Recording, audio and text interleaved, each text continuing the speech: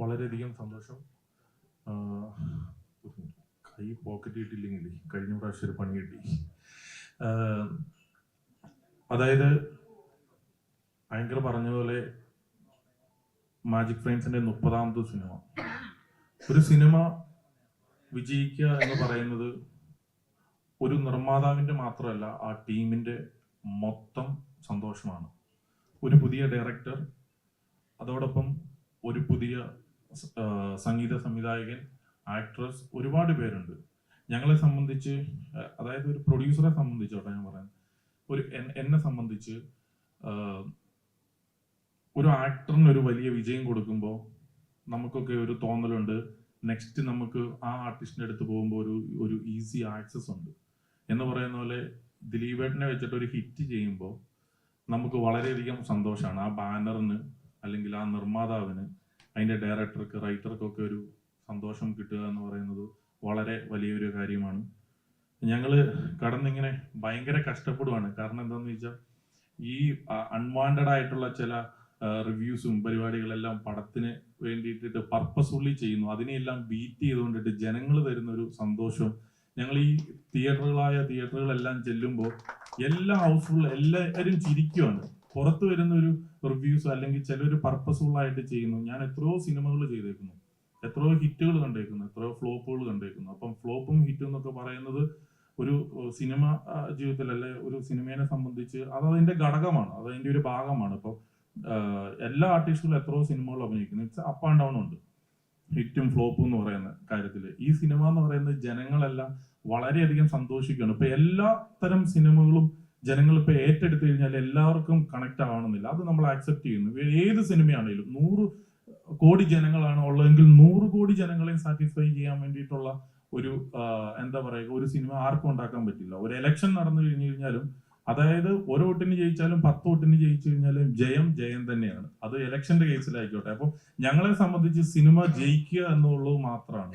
അതായത് ഒരു നല്ല സിനിമ എടുത്തു, നന്നായിട്ട് ഒരു നല്ല റിസൾട്ട് കിട്ടും, അതിന്റെ കറക്റ്റ് ആയിട്ടുള്ള ഓഡിയൻസിലേക്ക് ആ സിനിമ കൊണ്ടുപോയി എത്തിക്കുക എന്നുള്ളതാണ് ആ സിനിമയുടെ പിന്നിൽ പ്രവർത്തിക്കുന്നവരുടെ ലക്ഷ്യം. അത് അതിന്റെ നിർമ്മാതാവായിക്കോട്ടെ. ഇതൊരു ഫാമിലി സിനിമയാണെങ്കിൽ ഇത് ഫാമിലി ഓഡിയൻസിനെ വന്നിട്ട് ടാർഗറ്റ് ചെയ്യിക്കുക. ഇത് നമ്മളൊരു യൂത്ത് പോലെയുള്ള, അല്ലെങ്കിൽ ഇപ്പൊ ഒരു എത്രയോ യൂത്ത് സിനിമകൾ ഇറങ്ങുന്നു, അങ്ങനത്തെ സിനിമകൾ ഇറങ്ങുമ്പോൾ നമ്മൾ അങ്ങനത്തെ ഓഡിയൻസിനെ ടാർഗറ്റ് ചെയ്തായിരിക്കും ആ സിനിമ ഇറക്കുന്നത്.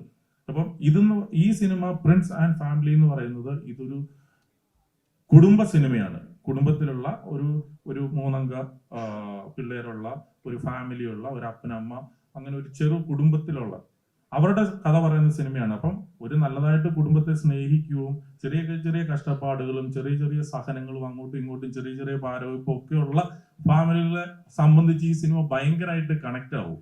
അല്ലാത്തവരെ സംബന്ധിച്ച്, ഇതൊന്നും ഇല്ലാത്തവർക്ക് ഇത് എത്രത്തോളം കണക്ട് ആവുമെന്ന് എനിക്കും അറിയത്തില്ല. ഇത് ഉള്ളവരെ സംബന്ധിച്ച് ഇത് ഭയങ്കരമായിട്ട് കണക്ട് ആവുന്നു.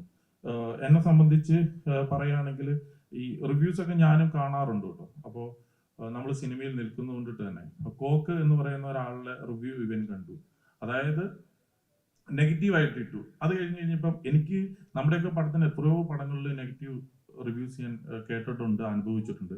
ഇട്ട് കഴിഞ്ഞപ്പോ ഞാൻ അദ്ദേഹത്തെ വിളിച്ചിട്ട് ചോദിച്ചു, എന്താണ് ഇങ്ങനെ ഒരു നെഗറ്റീവ് ഇടാനായിട്ട് കാരണം? അപ്പം അവൻ തന്നെ പറഞ്ഞു, എന്റെ പൊന്നുഭായി എന്നോട് പറഞ്ഞതാണ്. എന്റെ പൊന്നുഭായി, ആ തിയേറ്ററിൽ ഇരിക്കുന്നവർ മുഴുവൻ ചിരിക്കുന്നുണ്ട്, എനിക്കിത് ചിരിക്കാൻ പറ്റുന്നില്ല എന്നോട് പറഞ്ഞു. ഞാൻ പറഞ്ഞു, അതിപ്പോ എന്താണ് പ്രശ്നം? അപ്പൊ ഞാൻ ഈ പുള്ളിയുടെ ഇന്റർവ്യൂകൾ കുറച്ച് പ്രാവശ്യം കണ്ടു. ഇത് എന്തിനാ ഡീറ്റെയിൽ ആയിട്ട് പറയുന്നതെന്ന് പറഞ്ഞു കഴിഞ്ഞാല്, ഈ പുള്ളിയുടെ ഇന്റർവ്യൂവിൽ പുള്ളി പറയുന്നുണ്ട്, ഞാൻ അവിടെ നാട്ടിൽ പാതിരാത്രിക്ക് ചെല്ലാറുള്ളൂ, ഞാൻ അവിടെ നാട്ടുകാരായിട്ട് യാതൊരു ബന്ധവുമില്ല, എനിക്ക് അവിടെ ഉള്ള നാട്ടുകാരായിട്ട് യാതൊരു പരിചയമൊന്നുമില്ല. അപ്പൊ അതുകൊണ്ടിട്ട് അങ്ങനെയുള്ള ഒരു സൊസൈറ്റിക്ക് ഉള്ളിൽ ജീവിക്കുന്ന പുള്ളിയുടെ ഒരു വേറിട്ടൊരു ലൈഫുണ്ട്. അപ്പോ അങ്ങനെയുള്ള ഒരാൾക്ക് ഇത് എത്രത്തോളം കണക്ട് ആവണം എന്നില്ല. പക്ഷെ പുള്ളി ഇപ്പൊ ഈ ഒരു റിവ്യൂ ചെയ്ത് കഴിഞ്ഞപ്പോ ഞാൻ ഇത് സംസാരിച്ച് ചോദിച്ചു കഴിഞ്ഞപ്പോ പുള്ളി പറഞ്ഞു, ഞാനിപ്പൊ അങ്ങനെ പറഞ്ഞാൽ എന്താ, ഇപ്പൊ നിങ്ങൾക്ക് സന്തോഷമായില്ലേ? ഇപ്പൊ ഏതായാലും ഞാൻ പറയുന്നത് തന്നെയല്ലല്ലോ ശരി. ഇപ്പൊ ജനങ്ങളെല്ലാരും എന്നെ ഇപ്പൊ തിരിച്ചു തെറി പറയുന്നുണ്ടല്ലോ. അപ്പൊ അത് തന്നെ എന്താന്ന് വെച്ചാൽ എന്റെ റിവ്യൂ ചിലപ്പോ കണക്ട് ആവും, ചിലപ്പോ അപ്പൊ പുള്ളി തന്നെ പറയാണ് എന്റെ തന്നെ റിവ്യൂ ചിലപ്പോ കണക്ട് ആവും, കണക്ട് ആവാതെ ഇരിക്കും എന്നുള്ളത്.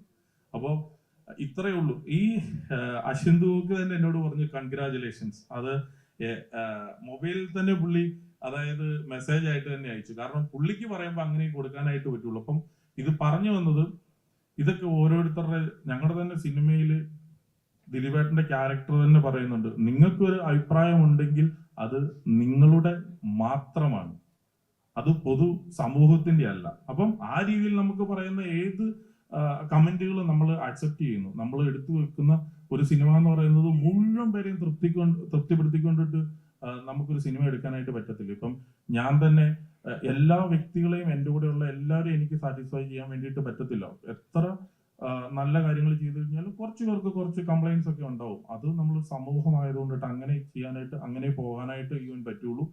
ഈ സിനിമ തിയേറ്ററുകാരുടെ തുറന്നു പറച്ചിലില് ഞങ്ങൾക്ക് ദിലീപിനെ തിരിച്ചു കൊണ്ടുവന്നു. അപ്പൊ തിരിച്ചു കൊണ്ടുവന്നു പറഞ്ഞാൽ പുള്ളി എങ്ങോട്ട് ഓടി പോയത് കൊണ്ടിട്ടല്ല, ഒരിപ്പം മമ്മൂക്കയ്ക്ക് ന്യൂഡൽഹി കിട്ടിയതുപോലെ, രജനീകാന്തിന് ജയിലർ കിട്ടിയതുപോലെ, അല്ലെങ്കിൽ ഏത് സിനിമയും ഓരോരുത്തർക്കും ഓരോ സിനിമകളുണ്ട്. അപ്പൊ ഒരു കണ്ടിന്യൂസ് ഫ്ലോപ്പ് ഇപ്പം കൊടുക്കുന്ന ഒരു 4-5 സിനിമകൾ അടുപ്പിച്ച് ഫ്ലോപ്പ് കൊടുക്കുന്ന ഹീറോസ് നമ്മുടെ എല്ലാ ഇൻഡസ്ട്രിയിലും ഉണ്ട്.